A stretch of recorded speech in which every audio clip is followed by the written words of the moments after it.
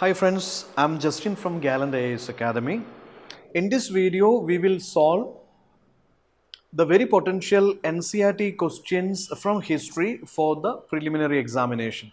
We know that there are lots of concepts and areas covered from NCERT.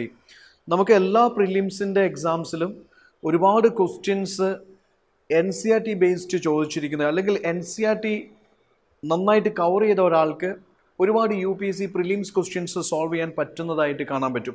അതുകൊണ്ട് തന്നെയാണ് ഒരുവിധ എല്ലാ UPSC ടോപ്പേഴ്സും പറയുന്നത് yes NCERT reading is a must for every UPSC aspirant, the most authentic information. Coming to history also, നമുക്കറിയാം ഹിസ്റ്ററിക്ക് 6ാം class തൊട്ട് NCERT 6th സ്റ്റാൻഡേർഡ് തൊട്ട് 12th സ്റ്റാൻഡേർഡ് വരെ NCERT ബുക്സ് ഉണ്ട്.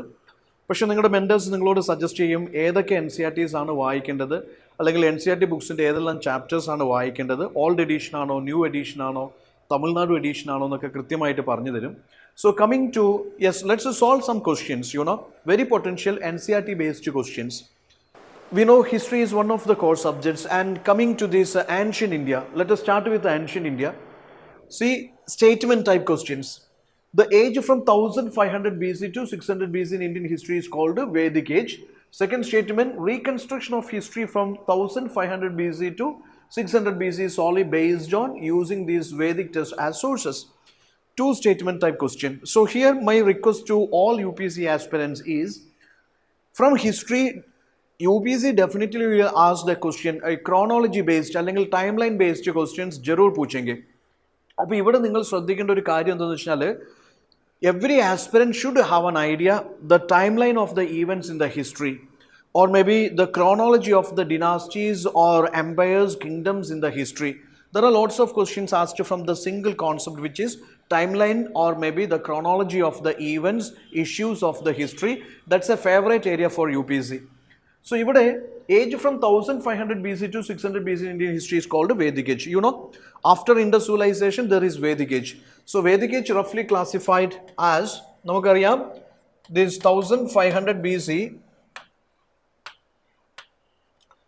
this 1500 BC to 1000 BC, this is RVC. RVC means Rigvedic culture or Rigvedic age, okay, or civilization. Then this 1000 BC to 500 BC or 600 BC, this is called LVC. This is called LVC. Okay, so when you study the Vedic age, please try to understand what was the change and continuity. Change and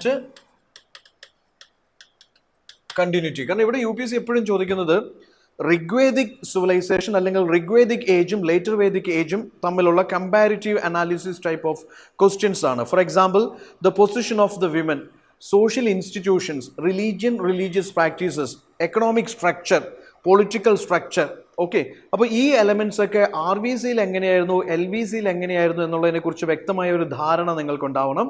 പിന്നെ ഇവിടുത്തെ പ്രധാനപ്പെട്ട religious social institutions ഏതെല്ലാമായിരുന്നു എന്നുള്ളതിനെക്കുറിച്ച് ഒരു ധാരണ ഉണ്ടായിരിക്കണം. അതുപോലെ തന്നെ Vedic ഏജിനെ കുറിച്ച് പ്രതിപാദിക്കുന്ന പ്രധാനപ്പെട്ട ലിറ്റററി സോഴ്സസും അതിൻ്റെ ക്ലാസിഫിക്കേഷനെ കുറിച്ചും ഒരു ധാരണ ഉണ്ടായിരിക്കണം. നിങ്ങൾ നോക്കൂ, age from 1500 BC to 600 Indian history is called Vedic age. That is absolutely fine. That is absolutely fine. Okay. Second is reconstruction of history from 1500 BC to 600 BC is solely based on using Vedic texts as sources. അപ്പോൾ ഇവിടെ നമുക്കറിയാം ഇൻഡസുമായിട്ട് compare ചെയ്യുമ്പോൾ ഇൻഡസ് സിവിലൈസേഷൻ്റെ major sources archaeological evidences ആണെങ്കിൽ വേദിക്കിൻ്റെ major sources literary evidences ആണ്. സ്മൃതി ശ്രുതി literature ആണ് അതിൻ്റെ മേജർ സോഴ്സ്, അതിനെക്കുറിച്ച് പഠിക്കാനുള്ള മേജർ സോഴ്സസ്. പക്ഷേ ഇവിടെ ഉപയോഗിച്ചിരിക്കുന്ന ഒരു വേർഡ് എന്താണെന്ന് വെച്ചാൽ സോളി എന്നുള്ളൊരു വേർഡാണ്. അതായത് ഈ കാലഘട്ടത്തെക്കുറിച്ച് നമുക്ക് അതിൻ്റെ ഹിസ്റ്ററി രചിക്കാൻ നമുക്ക് അവൈലബിൾ ആയിട്ടുള്ളത് ഈ പറയുന്ന വേദിക് ടെക്സ്റ്റ് മാത്രമാണ്. ആസ് എ സോഴ്സ് അത് മാത്രമാണ് അവൈലബിൾ എന്ന് പറയുന്നതാണ് തെറ്റ്. കാരണം റീസെൻ്റ്ലി നമുക്കറിയാം നമ്മുടെ സയൻസ് അത്രയും പ്രോഗ്രസ്ഡ് ആണ്. Archaeological survey of India, archaeological excavations ഇപ്പോഴും കണ്ടിന്യൂസ്ലി നടത്തിക്കൊണ്ടിരിക്കുന്നു. റീസെൻ്റ് ഒരു 30-40 വർഷങ്ങളായിട്ട്, for the last 40 years, let's see that many archaeological excavations and archaeological findings also constitute as a source for understanding the Vedic age. Okay, അപ്പോൾ അത് solely Vedic text as the sources to reconstruct Vedic age എന്ന് പറയുന്നത് തെറ്റാണ്. Because recent trend is like True archaeological excavations, archaeological findings also constitute as a source to study or reconstruct this Vedic history. Okay, അപ്പോൾ second statement തെറ്റാണ്, first statement correct ആണ്. Okay, first statement is correct, second statement is first statement is correct, second statement is incorrect. We will get C as the answer. അപ്പോൾ അത് നിങ്ങൾ കണ്ടു കാണും, അത് NCERT 6th സ്റ്റാൻഡേർഡിൽ നിന്ന് ചോദിച്ച അല്ലെങ്കിൽ അതിൻ്റെ ബേസിസിൽ നിന്ന് ചോദിച്ച ക്വസ്റ്റ്യൻ ആണ്. പ്രിലിംസ് നമുക്കറിയാലോ, ഇനിയിപ്പോൾ there are 60+ days for the prelims examination. പ്രിലിംസിൽ പാർവതീൻ്റെ ഒരു അപ്രോച്ച് എങ്ങനെയായിരുന്നു, അല്ലെങ്കിൽ പ്രിലിംസിൻ്റെ ഒരു സ്ട്രാറ്റജി, അതായത് പാർവതീനെ റിസൾട്ടിലേക്ക് എത്തിക്കാൻ സഹായിച്ച ആ ഒരു പ്രിലിം സ്ട്രാറ്റജി എന്തായിരുന്നു?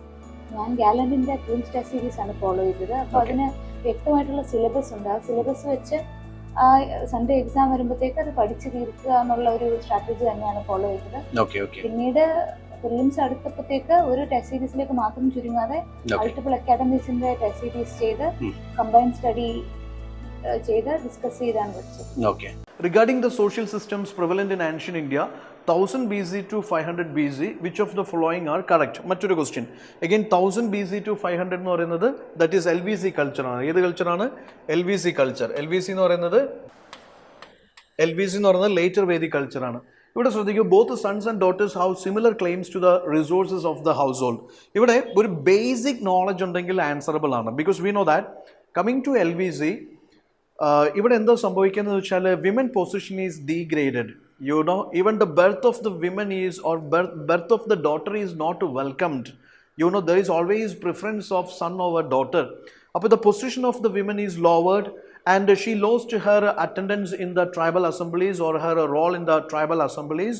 Child marriage, you know, yes, child marriage is practiced, polygamy is practiced, widowhood is practiced.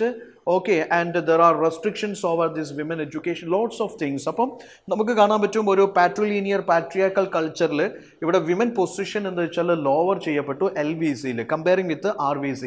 അപ്പോൾ അതുകൊണ്ട് തന്നെ both have similar claims to the resources of the household എന്ന് പറയുന്നത് തെറ്റായിട്ടുള്ള സ്റ്റേറ്റ്മെന്റ് ആണ്. ഇത് ബേസിക് നോളജ് ആണ്. ഈ ബേസിക് ആയിട്ട് നമുക്ക് ഉണ്ടായിരിക്കണം. No marriage could take place between persons belonging to the same gotra. ഇതൊരു കോമൺ ഇൻസ്റ്റിറ്റ്യൂഷൻ ആയിരുന്നു. That is called exogamy. Okay, no marriage taken place within the kin, it's outside the kin. Okay, അപ്പോൾ exogamy is practised. No marriage could take place between sons belonging to the same gotra. Second statement ശരിയാണ്, first statement wrong ആണ്. ഇവിടെ നിങ്ങൾ ശ്രദ്ധിക്കേണ്ടതെന്ന് വെച്ചാൽ ഈ ക്വസ്റ്റ്യൻ്റെയൊക്കെ പ്രത്യേകത എന്ന് വെച്ചാൽ they are asking for some social institutions or may be social practices. അപ്പോൾ ഇത് കോർ ആയിട്ടുള്ളൊരു കോൺസെപ്റ്റാണ്. വേദിക് ഏജ് നിങ്ങൾ പഠിക്കുമ്പോൾ ഈ religious practices, social practices, socio religious institutions, the status of the polity, economy, ഈ പറഞ്ഞ എലമെൻറ്റ്സ് ഒക്കെ RVCയും LVCയും പഠിക്കുമ്പോൾ മസ്റ്റായിട്ട് നിങ്ങൾ കവർ ചെയ്യേണ്ടിയിരിക്കുന്നു. തന്നെയുമല്ല RVCയിൽ നിന്ന് LVCയിലേക്ക് പോകുമ്പോഴുള്ള ചേഞ്ച് എന്തെല്ലാമായിരുന്നു, കണ്ടിന്യൂറ്റി എന്തെല്ലാമായിരുന്നു എന്നുള്ളത് നിങ്ങൾ ശ്രദ്ധിക്കുക, സോഴ്സസും ശ്രദ്ധിക്കുക. That's it. അത് നിങ്ങൾക്ക് കാണാൻ പറ്റും ക്ലാസ് 9th NCERT ആൻഷ്യൻ്റ് ഇന്ത്യയിൽ നിന്ന് ഫ്രെയിം ചെയ്ത ക്വസ്റ്റ്യൻ ആണ്. Now coming to with reference to the post Gupta age, consider following. See the important cities like Vadambi, Kanuj, Mannikeda began to decline their commercial importance. Statement second is decline of the trade in this age and disturbed conditions in Central Asia with the movement of Hunas led to decline of trade in cities like Vadambi, Kanuj and Mannikeda. ഈ question answer ഇത് ഭയങ്കര simple ലോജിക്കാണ്. കാരണം നിങ്ങൾക്ക് geography അറിയാമെങ്കിൽ, ancient trade സെൻറ്റേഴ്സും കിങ്ഡംസും Capitals ഒക്കെ അറിയാമെങ്കിൽ ഇത് answerable ആണ്. ഇവിടെ പറഞ്ഞിരിക്കുന്ന ഒരു സ്റ്റേറ്റ്മെൻറ്റ് എന്താണ്? പോസ്റ്റ് ഗുപ്ത ഏജിൽ yes, important cities like Vadambi, Kanuj and Mannikeda began to decline their commercial importance. നമുക്കറിയാം പോസ്റ്റ് ഗുപ്ത ഏജിൽ ഈ നോർത്ത് ഇന്ത്യയുടെ ട്രേഡ് ഡിക്ലൈൻ ചെയ്തു, അല്ലെങ്കിൽ നോർത്ത് ഇന്ത്യയിൽ there is feudalisation of economy, polity, and there is decline in the international trade. അതിൽ central Asian invasions, Huna invasions ഒക്കെ ഒരു റീസണാണ്. അതുപോലെ തന്നെ ഗാംഗറ്റിക് ബേസിൻസിലെ ഈ പറയുന്ന ക്ലൈമറ്റ് ചേഞ്ചും ഫ്ലഡും, റെക്കറിങ് ഫ്ലഡൊക്കെ ഒരു റീസണാണ്. പക്ഷേ അതായിരുന്നില്ല സിറ്റുവേഷൻ. എവിടെ? ഡെക്കാനിൽ അതായിരുന്നില്ല സിറ്റുവേഷൻ. ഡെക്കാനിൽ പുതിയ കിങ്ഡംസ് ഉദയം ചെയ്തു. ഡെക്കാനിൽ എന്ത് ചെയ്തു, അല്ലെങ്കിൽ ഡെക്കാൻ പ്ലേഷ്യൂവിൽ നമുക്ക് കാണാൻ പറ്റും ട്രേഡ് അതിസമ്പന്നമായിട്ട് വളർന്നു എന്നുള്ളതാണ്. അപ്പോൾ you must have an idea. ഈ പറയുന്ന വദംബി അല്ലെങ്കിൽ മന്നിക്കേത എന്നൊക്കെ പറയുന്നത് it is not located in north India, instead it is in Deccan India. Okay, Chalukyas, Badami, you know that. അപ്പോൾ what I say is like അതൊരു ബേസിക് അണ്ടർസ്റ്റാൻഡിംഗ് ആണ്, ശരിയല്ലേ? ഇപ്പോൾ ഏതെല്ലാം സിറ്റീസ് ആണ്, ടൗൺസ് ആണ് ഡെക്കാനിൽ ഉണ്ടായിരുന്നത്, ഏതെല്ലാമാണ് നോർത്തിൽ ഉണ്ടായിരുന്നത്, ഏതെല്ലാമാണ് വെസ്റ്റേൺ സൈഡിൽ ഉണ്ടായിരുന്നത്, ഏതെല്ലാമായിരുന്നു ഡീപ്പ് സൗത്തിൽ ഉണ്ടായിരുന്നത് എന്നതിനെക്കുറിച്ചൊരു ധാരണയുണ്ടെങ്കിൽ this is answerable. So first statement എന്ന് പറയുന്നത് തെറ്റാണ്. ഓക്കെ, കനൂജിൻ്റെ കേസിൽ ശരിയാണ്, അവിടെ ട്രേഡ് ഡിക്ലൈൻ ചെയ്തു, നോർത്തിൽ ട്രേഡ് ഡിക്ലൈൻ ചെയ്തു, ഗംഗ റിവറിലെ ഫ്ലഡും അതുപോലെ തന്നെ ഹുനാസ് ഇൻവേഷൻസ് ഒക്കെ അതിൻ്റെ കാരണമാണ്. പക്ഷേ കമ്മിങ് ടു ദിസ് സൗത്ത് അല്ലെങ്കിൽ ഡെക്കാൻ, ഈ ബദാമി അല്ലെങ്കിൽ മണ്ണിഗേഡ, അവിടെ ലൈക്ക് ഡെക്കാനിലെ ട്രേഡ് ഡിക്ലൈൻ ചെയ്യുകയല്ല ചെയ്തത്, അവിടെ ട്രേഡ് ഫ്ലറിഷ് ചെയ്യുകയാണ് ചെയ്തത്. Okay, so these are not in north India, അത് പ്രത്യേകം ശ്രദ്ധിക്കുക. Decline of the trade in this age disturbed conditions in Central Asia with the movement of Hunas led to decline of trade in cities like. അപ്പോൾ again അവിടെ cities repeat ചെയ്യുന്നുണ്ട്. Okay, നോർത്തിൽ trade decline ചെയ്യാനുള്ള ഒരു പ്രധാനപ്പെട്ട reason ഈ central Asian ഹുനാസിൻ്റെ ഇൻവേഷൻസും കാര്യങ്ങളൊക്കെയാണ്. That is A reason, അത് ഓക്കെയാണ്. പക്ഷേ അതുമൂലം സൗത്തിലോ അല്ലെങ്കിൽ ഡെക്കാനിലോ ട്രേഡ് ഡിക്ലൈൻ ചെയ്തിട്ടില്ല പോസ്റ്റ് ഗുപ്ത ഏജിൽ, എസ്പെഷ്യലി പോസ്റ്റ് ഗുപ്ത ഏജിൽ അവിടെയൊക്കെ ട്രേഡ് ഫ്ലറിഷ് ചെയ്യുകയാണ് ചെയ്തത്. അപ്പോൾ ആ ഒരു basic understanding you should have. This also we framed from 6th standard NCERT. കുറേ ക്വസ്റ്റ്യൻസ് ഒക്കെ മാപ്പ് ബേസ്ഡ് ആണ്, സോൾവബിൾ ആണ്. Okay, now see, consider following statements regarding the difference between culture of Rigvedic ഐഡിയൻസ് ഇൻഡസ് സിവിലൈസേഷൻ. ഇതും UPSCൻ്റെ ഒരു favourite area ആണ്. ഈ പറയുന്ന ഈ ആൻഷ്യൻറ്റ് അല്ലെങ്കിൽ ഏർലി മിഡീവൽ സിവിലൈസേഷൻസും കൾച്ചേഴ്സൊക്കെ കമ്പയർ ചെയ്യുന്ന ടൈപ്പ് ഓഫ് ക്വസ്റ്റ്യൻസും അതിന് കറണ്ട് സിനാരിയോയിലുള്ള റെലവൻസ് എന്താണെന്നൊക്കെ ബേസ് ചെയ്തിട്ട് ക്വസ്റ്റ്യൻസ് ചോദിക്കാറുണ്ട്. ഫോർ എക്സാമ്പിൾ, മെയിൻസിൽ അവർ ചോദിച്ചൊരു ക്വസ്റ്റ്യനാണ് ഈ ഇൻഡസ് സിവിലൈസേഷൻ്റെ അർബൻ കൾച്ചർ മോഡേൺ അർബനൈസേഷൻ എത്രത്തോളം ഇൻപുട്ട് കൊടുക്കുന്നു എന്നുള്ളത് മെയിൻസിൽ ചോദിച്ച ഒരു ക്വസ്റ്റ്യനാണ്. അപ്പോൾ ഈ പാസ്റ്റിനെ പ്രസൻറ്റുമായിട്ട് കണക്ട് ചെയ്യുന്നത് UPSCൻ്റെ ഒരു രീതിയാണ്. ഓക്കെ, അതുപോലെ തന്നെ ഡിഫറെൻറ്റ് കൾച്ചേഴ്സിനെ കമ്പയർ ചെയ്ത് ചോദിക്കുന്നത് UPSCൻ്റെ ഒരു രീതിയാണ്. അപ്പോൾ നിങ്ങൾ നോക്കൂ, the Rigvedic society was a semi-nomadic tribal society with a pastoral economy, whereas the basic economy of Indus civilization was agriculture. ആ സെൻറ്റൻസ് പക്കയാണ്. യു സി, റിഗ്വേദിക് സൊസൈറ്റി എന്ന് പറയുന്നത് ആര്യന്മാർ ആടുകളെ മേയ്ക്കുന്ന, പശുക്കളെ മേയ്ക്കുന്ന നൊമാദിക് ട്രൈബ്സ് ആയിരുന്നു, പാസ്റ്ററൽ നൊമാദിക് ട്രൈബ്സ് ആയിരുന്നു. അവർ ഗോത്രങ്ങളായിട്ട് ഇന്ത്യയിൽ വന്നു, ഇവിടെ എന്താ പറയുക, ഗോത്രങ്ങളായിട്ട് അവർ താമസിച്ചു, അവർ ഒരു സ്ഥലത്ത് നിന്ന് ഒരു സ്ഥലത്തിലേക്ക് മൂവ് ചെയ്തിരുന്നു. സോ ഇവർ നൊമാദിക് ട്രൈബ്സ് ആയിരുന്നു, പാസ്റ്ററൽ എക്കണോമി ആയിരുന്നു, കാറ്റിൽ ബ്രീഡിങ്, കാറ്റിൽ റിയറിങ് പോലുള്ള ആക്ടിവിറ്റീസിൽ എൻഗേജ്ഡ് ആയിരുന്നു. അതേസമയം ഇൻഡസ് സിവിലൈസേഷൻ്റെ ബേസിക് എക്കണോമി എന്ന് പറയുന്നത് അഗ്രികൾച്ചർ ആയിരുന്നു. ഓക്കെ, അതിൻ്റെ ബേസിക് എന്ന് പറയുന്നത് അഗ്രികൾച്ചർ. ആ അഗ്രികൾച്ചറിൻ്റെ സർപ്ലസ് ആണ് ട്രേഡിനെയും കൊമേഴ്സിനെയും പ്രൊമോട്ട് ചെയ്തത്. ഓക്കെ, സോ ആ സ്റ്റേറ്റ്മെൻറ്റ് ഓക്കെയാണ്. Rudimentary taxation system began with Sanghri Itri, treasurer of the taxes, and Bahaduga, collector of the taxes during Rigvedic age, whereas tax system was not observed in IVC. മൂന്നാമത്തത്, gold coins called nishka were used as medium of exchange in large transactions by Rigvedic society. ഇതും ഭയങ്കര simply answerable ആണ്. നിങ്ങൾ റിഗ്വേദ എന്ന് പറയുമ്പോൾ, കാരണം നിങ്ങളൊന്ന് ആലോചിച്ച് നോക്കൂ, ഈ സ്റ്റേറ്റ്മെൻറ്റ്സ് തന്നെ സെൽഫ് കോൺട്രാഡിക്റ്ററി ആണ്. ഈ ഒരു ബേസിക് കോമൺ സെൻസ് ഉണ്ടെങ്കിൽ ഇത് ആൻസറബിൾ ആണ്. നിങ്ങൾ ആലോചിച്ച് നോക്കൂ, ഫസ്റ്റ് സ്റ്റേറ്റ്മെൻറ്റിൽ പറഞ്ഞു റിഗ്വേദിക് പീപ്പിൾ, അവരുടെ പ്രത്യേകത അവർ സെമി നൊമാദിക് ട്രൈബ്സ് ആണ്, അവർ മൂവ് ചെയ്തുകൊണ്ടേയിരിക്കുന്നു. ഓക്കെ, അവർ പശുക്കളെ മേയ്ക്കുന്ന ആൾക്കാരാണ്, ഗോത്രങ്ങളായിട്ട് വന്നു, ഒരു സ്ഥലത്ത് നിന്നും പുല്ല് തീരുമ്പോൾ വേറൊരു സ്ഥലത്തേക്ക് മൂവ് ചെയ്യുന്നു. ഓക്കെ, അപ്പോൾ അവർ നൊമാദിക് പാസ്റ്ററൽ ട്രൈബ്സ് ആണ്. അപ്പോൾ അങ്ങനെയുള്ള അവരെ സംബന്ധിച്ചിടത്തോളം അവരൊരു എസ്റ്റാബ്ലിഷ്ഡ് എക്കണോമിയോ അല്ലെങ്കിൽ ഒരു എസ്റ്റാബ്ലിഷ്ഡ് പൊളിറ്റിയോ ഒന്നും അവർക്കില്ല. അവർക്ക് ടാക്സേഷൻ സിസ്റ്റം ഇല്ല, ടാക്സ് കളക്ഷൻ സിസ്റ്റം ഇല്ല, ബ്യൂറോക്രസി ഇല്ല, സ്റ്റേറ്റ് ഇല്ല, മൊണാർക്കി ഇല്ല. You could see that yes, അവർക്ക് കോയിനേജ് ഇല്ല. അപ്പോൾ അതെല്ലാം അവരൊരു ബാർട്ടർ സിസ്റ്റത്തിലാണ് ഫോളോ ചെയ്യുന്നത്. ഭയങ്കര എന്താ പറയുക, പ്രിമിറ്റീവ് ആയിട്ടുള്ള ഒരു കൾച്ചറായിരുന്നു. അതിനുശേഷമാണ് ലേറ്റർ വേദിക്കിലാണ് ഇതൊക്കെ എസ്റ്റാബ്ലിഷ്ഡ് ഇൻസ്റ്റിറ്റ്യൂഷൻസിൻ്റെ വരവുണ്ടാവുന്നത്. ഓക്കെ, ഒരു സ്ഥലത്ത് സ്ഥിരം താമസിച്ചു, അവിടെ കൃഷി ചെയ്തു, സർപ്ലസ് ഉണ്ടായി, അവിടെ ട്രേഡ് ആൻഡ് കൊമേഴ്സ് ഉണ്ടായി, അർബൻ കൾച്ചേഴ്സ് ഉണ്ടായി, ട്രാൻസാക്ഷൻസ് ഉണ്ടായി, എന്താ പറയുക, അതൊക്കെ ഒരു മോണിറ്ററി സിസ്റ്റം ഉണ്ടായി. അതൊക്കെ ഒരു എസ്റ്റാബ്ലിഷ്ഡ് ലൈഫ് സെറ്റിൽമെൻറ്റിൽ മാത്രം സംഭവിക്കുന്ന കാര്യങ്ങളാണ്. ഓക്കെ, അപ്പോൾ ഈ റിഗ്വേദിക്കിൽ ഓൾറെഡി സെമി നൊമാദിക് ട്രൈബ്സ് ആണെന്ന് പറയുന്നുണ്ടെങ്കിൽ നമ്മൾ അവിടെ തന്നെ ആൻസറിലേക്ക് എത്തി. സെക്കൻഡും തേർഡൊക്കെ കോൺട്രാഡിക്ടറി സ്റ്റേറ്റ്മെൻറ്റ്സ് ആയതുകൊണ്ട് നമ്മൾ എലിമിനേറ്റ് ചെയ്യുന്നു. So first one is fine, second and third they are wrong, because അങ്ങനത്തെ റെഗുലർ ടാക്സേഷൻ സിസ്റ്റവും ടാക്സ് കളക്ഷനും അല്ലെങ്കിൽ കോയിനേജ് സിസ്റ്റവും ഒക്കെ LVCയിലാണ് ഡെവലപ്പ് ചെയ്യുന്നത്. Okay, it's a question from NCERT class 9. Only one is the answer.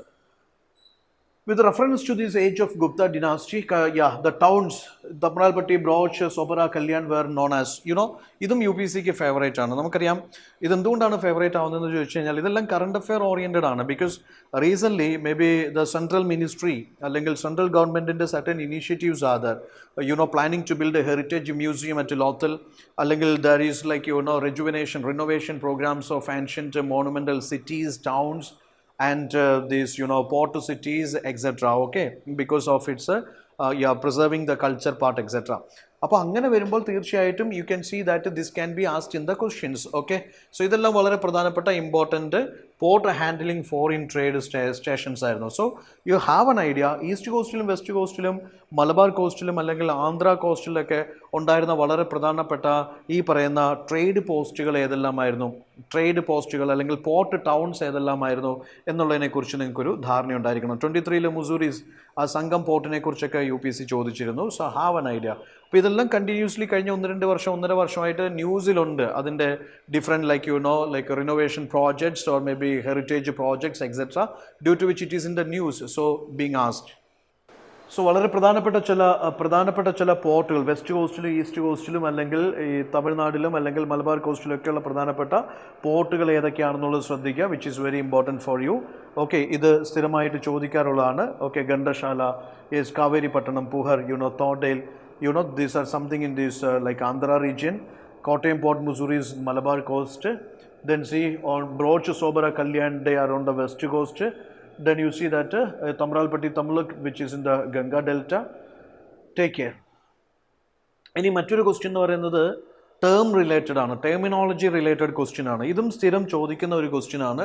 Yes, സ്കന്ദവര എന്ന് പറയുന്നത് it's military camps in post Guptas age. Military camps referred as this, skandavaras. It is not a taxes on agricultural produce. Similar way, abrishas means term used for untouchables. Gedigas are center of education. So idum random ആയിട്ട് ചോദിക്കാറുണ്ട്. Sometimes നമുക്കിതൊരു പിടിയും തരാറില്ല, പക്ഷേ ചില സമയത്ത് നിങ്ങൾക്ക് കാണാൻ പറ്റും അത് ഇന്ത്യൻ എക്സ്പ്രസ്സിലോ ഹിന്ദുവിലോ അല്ലെങ്കിൽ ന്യൂസ് പേപ്പറിലോ ന്യൂസിലോ വന്നിട്ടുള്ള ഒരു പർട്ടിക്കുലർ സൈറ്റ് ആവാം, ഒരു പേഴ്സൺ ആവാം, ഒരു ഇഷ്യൂ ആവാം. അപ്പോൾ അതിന് ഒരു റെലവൻസും ഇല്ല എന്ന് നിങ്ങൾ വിചാരിക്കേണ്ട. May be sometimes it is discussed due to multiple things.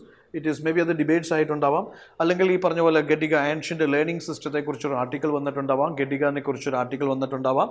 Okay, so this is a question taken, terms are taken from these class 9 NCERT. Then look into this, consider the following. Sorry, not class 9, class 11. Okay, class 11.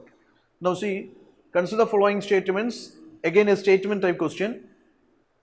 So old NCERT +1 +2 NCERTs are very important for you. Old editions are important for you. Even new editions innum ഒരുപാട് questions നമ്മൾ കണ്ടിട്ടുണ്ട്. The oldest burials that attest to this belief in life after death can be placed in the age between 50,000 to 30,000 BC. Obviously ലോകത്തിൻ്റെ പല ഭാഗത്തും ഈ പറയുന്ന pre historic ഏജിലേക്കൊക്കെ belong ചെയ്യുന്ന like burials കണ്ടെത്തിയിട്ടുണ്ട്. അവിടെയൊക്കെ ഈ ലൈഫ് ആഫ്റ്റർ ഡെത്ത് എന്നുള്ളൊരു കോൺസെപ്റ്റ് ഉണ്ട്. അതായത് മരിച്ച ഡെഡ് ബോഡിക്കൊപ്പം അവരുടെ വാല്യുബിൾസ് ഒക്കെ അടക്കം ചെയ്യുന്നു, because they have belief in life after death. Okay, അപ്പോൾ ആ ബിലീഫ് ഒരു പ്രീ ഹിസ്റ്റോറിക് ഏജ് തൊട്ടേ ഇവിടെ നിലനിൽക്കുന്നതാണ്. ഇൻഡസ് സിവിലൈസേഷനിലും ഇത് കാണാൻ പറ്റും. ഇൻഡസ് സിവിലൈസേഷനിലും ഈ പറയുന്ന ബറിയൽസിലൊക്കെ നമുക്ക് ഗ്രേവ് യാർഡ്സിലൊക്കെ ഗ്രേവ് ഗുഡ്സ് കാണാൻ പറ്റും. അവരുടെ പ്രിയപ്പെട്ട മിറേഴ്സോ അല്ലെങ്കിൽ അവരുടെ പ്രിയപ്പെട്ട പോട്രി ഇങ്ങനെയുള്ള സംഭവങ്ങളൊക്കെ അവർ ഡെഡ് ബോഡിയോടൊപ്പം അടക്കം ചെയ്തത് കാണാൻ പറ്റും. Because they also had a belief in these life after death. Okay, but the problem is, you see, the oldest burials that attest to the belief in life after death can be placed in the age, that is fine only. The graves of Harappan people contained household pottery, ornaments and mirrors. This is also fine. Second statement is also fine. പക്ഷേ ഈ Harappan culture ശരിക്കും 50,000 BC to 30,000 BCയിലേക്ക് place ചെയ്യുന്ന culture അല്ല. നമുക്കറിയാം ഹാരപ്പൻ കൾച്ചറിൻ്റെ കാലഘട്ടം, ആ proto historic കാലഘട്ടം ഏതാണെന്ന് നിങ്ങൾക്കറിയാം. ഓക്കെ, അപ്പം അതുകൊണ്ട് തന്നെ ഈ സ്റ്റേറ്റ്മെൻറ്റ് ഓക്കെയാണ്. Graves of Harappan people contained household pottery, ornaments, mirrors fine ആണ്. പക്ഷേ it is not belonging to these 50,000 BC to 30,000 BC. അപ്പോൾ രണ്ട് സ്റ്റേറ്റ്മെൻറ്റും ഫസ്റ്റ് സ്റ്റേറ്റ്മെൻറ്റിൻ്റെ ആക്യുറേറ്റ് എക്സ്പ്ലനേഷൻ ആവുന്നില്ല second statement. Okay, yes, statement 2 is not the correct explanation of statement 1. It's also taken from NCERT class 11. Hi, എൻ്റെ പേര് ഗോകുൽ കൃഷ്ണ. എനിക്ക് ഈ വർഷം സിവിൽ സർവീസ് എക്സാമിൽ 895 റാങ്ക് കരസ്ഥമാക്കാൻ കഴിഞ്ഞു. ഞാൻ ഈ ജേണിയിൽ വന്നിട്ട് ഏകദേശം 5 വർഷത്തോളമായി. ഈ സക്സസ് ജേണിയിൽ എൻ്റെ കൂടെ ഗാലൻ്റ് IAS ജസ്റ്റിൻ സാറും ഉണ്ടായിരുന്നു. ഞാൻ ഇത് പാസ്സായി കഴിഞ്ഞിട്ട് എന്നോട് കുറേ കുട്ടികളും പിന്നെ അഥവാ എൻ്റെ കൂട്ടുകാരും ചോദിക്കുകയുണ്ടായി എങ്ങനെയാണ് ഇത് ക്ലിയർ ചെയ്യാൻ പറ്റണേന്ന്. ഇതൊരു സബ്ജക്റ്റീവ് ആയുള്ള ഒരു കോൺസെപ്റ്റാണ്, എങ്ങനെയാണ് ക്ലിയർ ചെയ്യാൻ പറ്റണേന്ന്. പക്ഷേ ഇതിനൊരു ഒബ്ജക്റ്റീവ് ആയുള്ള കാര്യം എന്താണെന്ന് വെച്ചാൽ ഇതിനൊരു ഷോർട്ട് കട്ട് ഇല്ല. സോ ഇതിൽ ഈ സ്റ്റേജസിൽ പ്രിലിംസ്, മെയിൻസ്, ഇൻ്റർവ്യൂവിൽ നമ്മുടെ പ്രശ്നങ്ങൾ മനസ്സിലാക്കി നമ്മൾ മുന്നോട്ട് പോയാൽ മാത്രമാണ് ഇതിൽ നമുക്ക് സക്സസ് നേടാനായിട്ട് കഴിയുള്ളൂ. ഇവിടെയാണ് ഒരു അക്കാഡമിയുടെ പങ്ക് വരുന്നത്. ഞാൻ പറയുന്നില്ല എല്ലാവരും അക്കാഡമിയിൽ പോയി ചേരണമെന്നൊന്നും ഞാൻ പറയില്ല. പക്ഷേ തുടക്കക്കാർക്കും പിന്നെ തെറ്റുകൾ മനസ്സിലാക്കാൻ പറ്റാത്തവർക്കും നമ്മുടെ കുറച്ച് പ്രശ്നങ്ങളുണ്ട്, അത് പിൻ പോയിന്റ് ചെയ്ത് മനസ്സിലാക്കാൻ പറ്റാത്തവർക്കും ഒരു ഇൻസ്റ്റിറ്റ്യൂഷൻ വളരെ ഇമ്പോർട്ടൻ്റ് ആണ്. ഇവിടെ I can promise you that Gallant IAS വളരെയധികം നല്ലൊരു എക്സ്പേർട്ട് പൂൾ ഓഫ് ഫാക്കൽറ്റീസിനെ പ്രൊവൈഡ് ചെയ്യുന്നുണ്ട്. നമ്മുടെ പ്രിലിംസും മെയിൻസും ഇൻ്റർവ്യൂസിനൊക്കെ അവർ സപ്പോർട്ട് ചെയ്യുന്നുണ്ട്. ലാസ്റ്റ് ഫ്യൂ ഇയേഴ്സ് നോക്കുകയാണെങ്കിൽ കുറേ അധികം സ്റ്റുഡൻസിനെ ഗാലൻഡ് IAS സക്സസ്സിൽ എത്തിക്കാനായിട്ട് സാധിച്ചിട്ടുണ്ട്. Thank you. Then see, with reference to post-Mauryan age ancient Indian history, consider the following statements. Roman Empire had extensive trade relations across the Arabian Sea coast. There was great demand for Indian luxury goods in the markets of Rome. Well, യാതൊരു തെറ്റുമില്ല. I mean, they are saying post-Mauryan. Post-Mauryan എന്ന് പറയുമ്പോൾ സംഘം age. അപ്പോൾ നമ്മൾ സംഘം age ഒക്കെ പഠിക്കുമ്പോൾ, സംഘം പോയട്രി ഒക്കെ വായിക്കുമ്പോൾ ഈ 300 BC തൊട്ട് 300 AD വരെയുള്ള കാലഘട്ടത്തിൽ സൗത്തിൽ ഈ പറയുന്ന എന്തുണ്ടായിരുന്നു, ലൈക്ക് റോമൻ ഡയാസ്പറാസ് ഉണ്ടായിരുന്നു, അല്ലെങ്കിൽ റോമൻ ട്രേഡ് ഉണ്ടായിരുന്നു. അപ്പോൾ പല അക്കൗണ്ട്സിലും പറയുന്നത് എന്താണെന്ന് വെച്ചാൽ സ്ട്രാബോ, പ്ലിനി പലരും ഇതിനെക്കുറിച്ച് പ്രതിപാദിക്കുന്നുണ്ട്. പല അക്കൗണ്ട്സിലും പറയുന്നത് ഈ റോമൻ ട്രേഡ് എപ്പോഴും ഇന്ത്യക്ക് ഫേവറബിൾ ആയിരുന്നു. Balance of payment, balance of trade, it's always in favour of India. Because ഇവിടുന്ന് അങ്ങോട്ട് എന്താ പറയുക, ഈ പറയുന്ന പെപ്പറോ ലക്ഷറീസോ ഐറ്റംസൊക്കെ അങ്ങോട്ടേക്ക് കയറ്റുമതി ചെയ്ത് അവിടുന്ന് ഇങ്ങോട്ട് ഗോൾഡും സിൽവറുമാണ് ഇങ്ങോട്ടേക്ക് ഇറക്കുമതി ചെയ്യുന്നത്. അപ്പം this trade was always in favour of India. Roman empire extensive trade relations across Arabian sea coast and there was great demand for Indian luxury goods in the markets of Rome. That statement is true only. Okay. Then see, Romans lived in towns on the South Indian coast and Roman gold made the South Indian kingdoms very rich. അതും ശരിയാണ്. കാരണം ഇവിടുന്ന് പെപ്പറും ഈ പറയുന്ന സ്പൈസസും കാര്യങ്ങളൊക്കെ അങ്ങോട്ടേക്ക് കയറ്റുമതി ചെയ്യുകയും അവിടുന്ന് ഇങ്ങോട്ട് ഗോൾഡും സിൽവറും ഇറക്കുകയും ചെയ്തു. ഇവിടെ സൗത്തിൽ നിന്ന് പല സ്ഥലത്തു നിന്നും എന്ത് കണ്ടെത്തിയിട്ടുണ്ട്, Roman coins issued by this Nero അല്ലെങ്കിൽ എന്താ പറയുക ഓഗസ്റ്റസ്, ഈ റോമൻ ചക്രവർത്തിമാരൊക്കെ ഇഷ്യൂ ചെയ്ത കോയിൻസ് കണ്ടെത്തിയിട്ടുണ്ട്. അപ്പോൾ രണ്ട് സ്റ്റേറ്റ്മെൻറ്റ് ഇവിടെ ശരിയാണ്. ഓക്കെ. അപ്പോൾ അവിടെ നിങ്ങൾ ശ്രദ്ധിക്കേണ്ടത് ഇത് ഒരു ഫേവറേറ്റ് ഏരിയ ആണ്, പ്രത്യേകിച്ച് ആൻഷ്യൻ ആൻഡ് ഏർലി മിഡീവൽ ടൈംസിലുള്ള ഇന്ത്യയുടെ ഫോറിൻ ഇൻ്റർനാഷണൽ റിലേഷൻസ്, ഇന്ത്യയുടെ റിലേഷൻസ് വിത്ത് മെഡിറ്ററേനിയൻ വേൾഡ്, ഇന്ത്യയുടെ relations with this Middle East, ഇന്ത്യയുടെ relations with this south east Asia, okay, or central Asia, ഈ കോൺസെപ്റ്റ്സ് റിലേറ്റ് ചെയ്ത ഒരുപാട് ക്വസ്റ്റ്യൻസ് ചോദിക്കാറുണ്ട്. അത് മിസ് ഔട്ട് ചെയ്യരുത്. Now look into this. The Ashokan inscriptions mention Chera, Chola, Pandya rulers of the south of the Mauryan Empire. Sangam Tamil literature also describes Mauryan invasions of the south of India. Then Republican monarchy was the form of government during this Sangam age. അപ്പോൾ ഇവിടെ സംഘം ലിറ്ററേച്ചറിനെ കുറിച്ച് പഠിക്കുക എന്നുള്ളത് important ആണ്. കാരണം സംഘം continuously ന്യൂസിലാണ്, നമുക്ക് കാണാൻ പറ്റും. ഒരുപാട് എക്സ്കവേഷൻസ് നടക്കുന്നു, അല്ലെങ്കിൽ ഈ പറയുന്ന സോക്കോൾഡ് പുതിയ പുതിയ ഫൈൻഡിങ്സ് വരുന്നു, റീകൺസ്ട്രക്ഷൻ ഓഫ് ഹിസ്റ്ററി സംഭവിക്കുന്നു. സോ സംഘം ഈസ് ഇൻ ദ ന്യൂസ്. ഇപ്പോൾ സംഘത്തിൽ നിങ്ങൾ ഫോക്കസ് ചെയ്യേണ്ടത് ഒരു കാര്യം ശ്രദ്ധിക്കുക, സംഘം ലിറ്ററേച്ചർ എന്ന് പറയുന്നത് അകം പുറം എന്ന് പറയുന്ന ബ്രോഡർ സബ്ജക്ട്സിലുള്ളതാണ്. പോയട്രിയാണ്, പോയട്രി വേർഷനാണ്. അപ്പോൾ അതിനെക്കുറിച്ച് പ്രതിപാദിക്കുന്ന ചോളചേര പാണ്ഡ്യാസിനെ കുറിച്ച് പ്രതിപാദിക്കുന്നുണ്ട്. സൗത്തിലെ socio political, economic, cultural, religious കണ്ടീഷൻസിനെ കുറിച്ച് ഈ സംഘം പോയട്രി എന്ന് നമുക്ക് മനസ്സിലാക്കാൻ പറ്റും. Then you see that Ashokan inscriptions ചോളചേര പാണ്ഡ്യാസിനെ കുറിച്ച് പ്രതിപാദിക്കുന്നുണ്ട്, സൗത്ത് ഫ്രണ്ട്സ്, നൈബേഴ്സ് എന്നുള്ള രീതിയിൽ പ്രതിപാദിക്കുന്നുണ്ട്. സംഘം literature also describes Mauryan inversions till this Mysore, Bindusara Mysore conquer ചെയ്തതും ഇൻവേഡ് ചെയ്തതിനെക്കുറിച്ചും പ്രതിപാദിക്കുന്നുണ്ട്. അപ്പോൾ ആ സ്റ്റേറ്റ്മെൻറ്റും ശരിയാണ്. നൗ റിപ്പബ്ലിക്കൻ മൊണാർക്കി അല്ല, ഇതൊരു ഫണ്ടമെൻ്റൽ തിങ് ആണ്. സംഘം ലിറ്ററേച്ചറിൽ പറയുന്ന മൊണാർക്കീൻ്റെ പ്രത്യേകത, it is not elected government, republican government, it is actually a hereditary monarchy. It is actually a hereditary monarchy. Okay, അത് നിങ്ങൾ മനസ്സിലാക്കുക. അപ്പം ഇവിടെ again it's a question from NCERT class 11. Then you see first two are fine, third is wrong. Okay. Moving on to the other question, Kalinga rose to power during the reign of King Kharavela of the Chedi dynastyയിലെ മൂന്നാമത്തെ രാജാവ്, most പ്രഗത്ഭനായിട്ടുള്ള രാജാവ്, that is Kharavela of Kalinga. Okay, ജൈനിസത്തിൻ്റെ വക്താവായിരുന്നു അല്ലെങ്കിൽ patron ആയിരുന്നു. And also he made this Kalinga so rich, so powerful. He maintained a huge army, especially war elephants, etc. So Kalinga rose to power during the reign of King Kharavela of the Chedi dynasty, which is fine. അപ്പോൾ ഒരു Chedi ഡിനാസ്റ്റിയാണ് Kalinga ഭരിച്ചത്. Yes, അതിൽ ഏറ്റവും പ്രധാനപ്പെട്ട റൂളറാണ് ഖരവേല. അദ്ദേഹത്തെക്കുറിച്ച് പ്രതിപാദിക്കുന്ന inscriptions ആണ് ഹാത്തിഗുംബ inscriptions. അതിലും south റൂളേഴ്സിനെ കുറിച്ച് പ്രതിപാദിക്കുന്നുണ്ട്. ദ സംഘ ഡിനാസ്റ്റി വാസ് ഫോളോഡ് ബൈ കൺവ ഡിനാസ്റ്റി.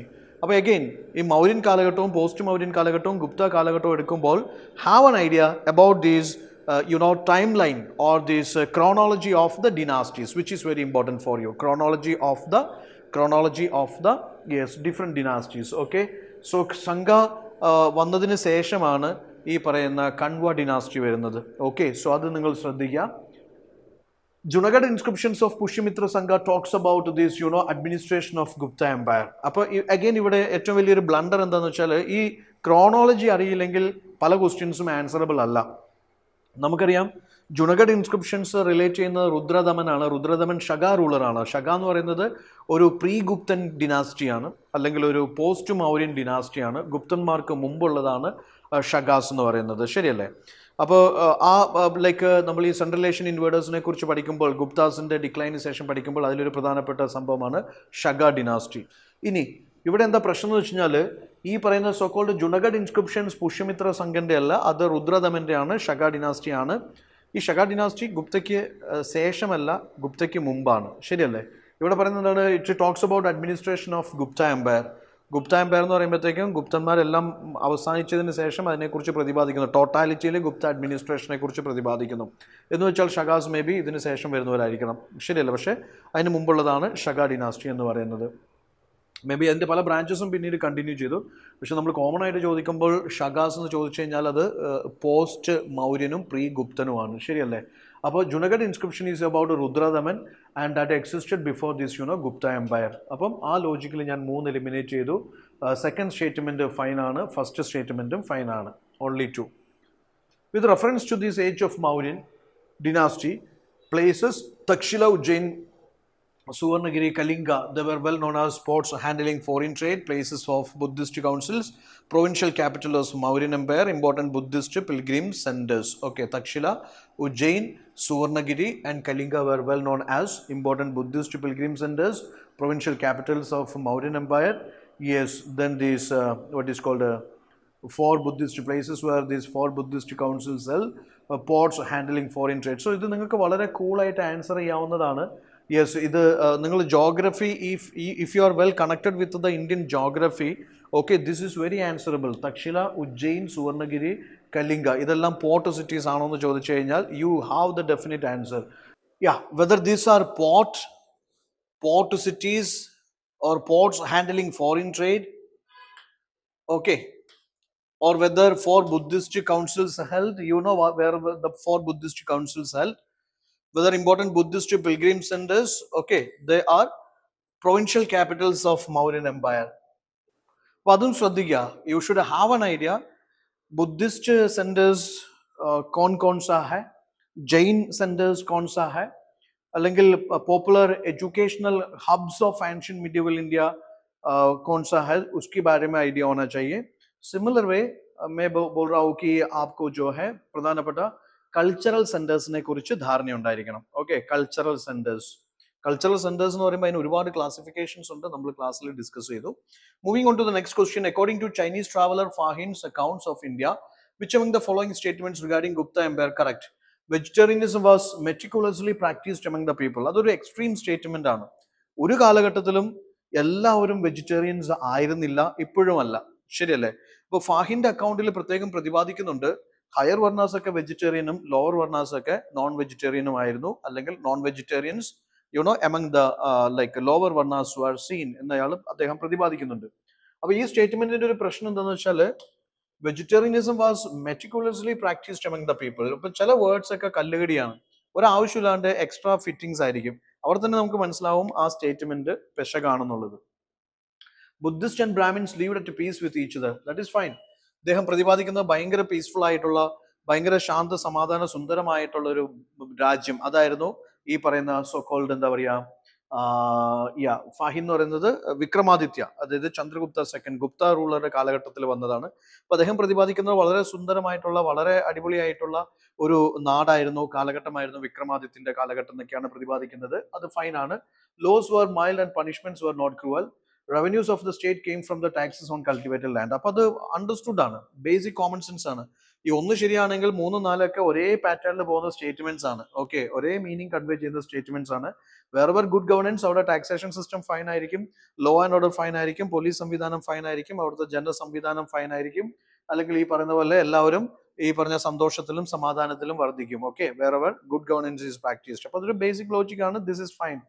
അപ്പോൾ 2, 3, 4 എനിക്ക് ഓക്കെ ആണ്. Only 3 is my answer. With reference to Bhimbedaka rock paintings, how many of the below statements are not correct ആണ് ചോദിച്ചിരിക്കുന്നത്. അപ്പൊ ഇവിടെ നിങ്ങൾ ശ്രദ്ധിക്കും, 3 സ്റ്റേറ്റ്മെന്റ്സ് തന്നിട്ടുണ്ട്. Earliest non painting is reported from mesolithic age. പക്ഷെ നമുക്കറിയാം, നമ്മൾ ഈ പറയുന്ന കൾച്ചറിന്റെ ബുക്സ് ഒക്കെ റെഫർ ചെയ്യുമ്പോൾ, അല്ലെങ്കിൽ നമുക്ക് ഈവൻ NCERT നോക്കിയാലും നമുക്ക് മനസ്സിലാവും. This is yes NCERT 9th standard NCERT ആണ്. യെസ്, ഇവിടെ പ്രതിപാദിക്കുന്നത് എന്താ വെച്ചാൽ, ഈ പറയുന്ന പെയിന്റിങ്സ്, പ്രീ ഹിസ്റ്റോറിക് പെയിന്റിങ്സ് ഒക്കെ, പ്രത്യേകിച്ച് ബിംബേദക പെയിന്റിങ്സ് ഒക്കെ ഒരു അപ്പർ പാലിയോലിത്തിക് ടൈം തൊട്ട് സ്റ്റാർട്ട് ചെയ്തിട്ടുണ്ടെന്നാണ് പറയുന്നത്.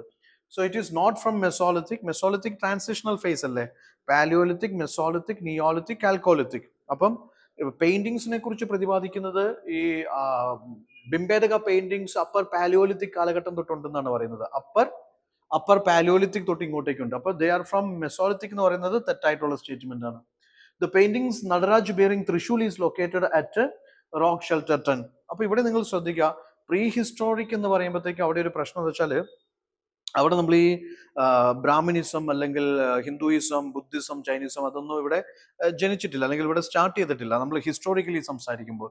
അപ്പൊ പ്രീ ഹിസ്റ്റോറിക് പെയിന്റിങ്സിന്റെ ഒക്കെ പ്രത്യേകത എന്ന് വെച്ചാൽ, പിന്നീടാണ് അതിനെ എന്ത് ചെയ്യുന്നത്, പല പേരുകളിൽ അറിയപ്പെടുന്നത്. പ്രീ ഹിസ്റ്റോറിക് പെയിന്റിങ്സ് ഒക്കെ വേട്ടയാട് വിളയാട്, അല്ലെങ്കിൽ ഈ പറയുന്ന ഹണ്ടിങ് സീൻസ് ആണ് മോസ്റ്റ്ലി ഡോമിനേറ്റ് ചെയ്യുന്നത്. ഹണ്ടേഴ്സ് അത് അവർ തൃശ്ശൂരല്ല, അവർ വടി പിടിച്ചിട്ടുണ്ടാവും, മൃഗങ്ങളെ വേട്ടയാടുന്നുണ്ടാവും, പലതരത്തിലുള്ള ഹണ്ടിങ് സീൻസ് ആണ് ഡോമിനേറ്റ് ചെയ്യുന്നത്. അപ്പൊ most of the paintings are based on the hunting, animal chasing, cooking, family get together, or may be gathering this man, women, child, eating, ഇങ്ങനെയുള്ളതൊക്കെയാണ് അവരുടെ മേജർ പെയിന്റിംഗ് തീംസ് എന്ന് പറയുന്നത്. അപ്പൊ അത് നിങ്ങൾ ശ്രദ്ധിക്കുക, അവരുടെ മേജർ പെയിന്റിംഗ് തീംസ് എന്തായിരുന്നു എന്നുള്ളത് ശ്രദ്ധിക്കുക. നടരാജ് എന്നുള്ളൊരു കോൺസെപ്റ്റ് ഒക്കെ പിന്നീട് വിളിക്കപ്പെട്ടതാണ് ഈ പെയിന്റിങ്ങിനെ. ഓക്കെ, അപ്പൊ നമ്മൾ ഈ ബ്രാഹ്മിനിസം അല്ലെങ്കിൽ ഹിന്ദുയിസം, ബുദ്ധിസം, ജൈനിസം അതൊക്കെ പിന്നീട് അങ്ങോട്ടേക്കാണ് കാണാൻ പറ്റുന്നത് പെയിന്റിങ്സിൽ. Okay, famous zoo rock painting is located here. ഇതിന്റെ ഒരു പ്രശ്നം വെച്ചാൽ, ഈ സൂ റോക്ക് പെയിന്റിംഗ് എന്ന് പറയുന്നത്, യെസ്, ഇവിടെ ബിംബേദക ഷെൽട്ടറിൽ നിങ്ങൾക്ക് കാണാൻ പറ്റും 252 ആനിമൽസ് ഓഫ് 16 ഡിഫറെന്റ് സ്പീഷീസ് ഇവിടെ പെയിന്റ് ചെയ്തിട്ടുണ്ട്. അതിനെയാണ് ഈ പറയുന്ന സൂ റോക്ക് പെയിന്റിംഗ് എന്ന് വിശേഷിപ്പിക്കുന്നത്. അപ്പൊ ഇവിടെ നമുക്ക് കാണാൻ പറ്റും വിച്ച് ഈസ് നോട്ട് കറക്റ്റ് ആണ് ചോദിച്ചിരിക്കുന്നത്. Painting Nataraj bearing തൃശൂൽ is located ആയിട്ട് റോക്ക് ഷെൽട്ടർ 10 എന്ന് പറയുന്നു. പക്ഷെ ഇത് തൃശൂൽ അല്ല. ആക്ച്വലി നിങ്ങൾ മനസ്സിലാക്കേണ്ടത് വെച്ചാൽ, it's a man, it's a hunting scene with a stick, folding a stick. But later on it is named as, or it is renamed as Nadaraj bearing Trishul എന്നൊരു പേരാണ് ആ പെയിന്റിങ്ങിനെ വിശേഷിപ്പിക്കുന്നത്. അപ്പം ടെക്നിക്കലി സ്പീക്കിംഗ് അത് ഓക്കെയാണ്, ആ സ്റ്റേറ്റ്മെന്റ് ഓക്കെയാണ്. പക്ഷെ ഒരു ക്ലാരിറ്റിക്ക് വേണ്ടിയാണ് ഞാൻ പറഞ്ഞത്. യെസ്, ഈ പെയിന്റിങ്സിൽ റിലീജിയസ്, ബുദ്ധിസം, ചൈനീസം, ഹിന്ദുയിസം, ബ്രാഹ്മിനിസം തീംസ് അല്ലായിരുന്നു, ഹണ്ടിങ് സീൻസ് ആണ്. പക്ഷെ ഈ തീംസിനെ പിന്നീട് എന്താ പറയുക, റിലീജിയവൽക്കരിക്കുന്നത് അല്ലെങ്കിൽ വേറെ പേരിടുന്നത് പിന്നീടുള്ള കാലഘട്ടത്തിലാണ്. അപ്പോൾ ടെക്നിക്കലി ദിസ് ഇസ് ഫൈൻ. മൂന്നാമത്തതും ശരിയാണ്, ഒന്നാമത്തത് തെറ്റാണ്. So you can go for only one is the answer. അപ്പോൾ this series will continue. We are solving questions from the NCERT, potential questions from the NCERT. So if you wish to continue, just comment in the comment box, and your suggestions also you can comment in the comment box. Okay, thank you.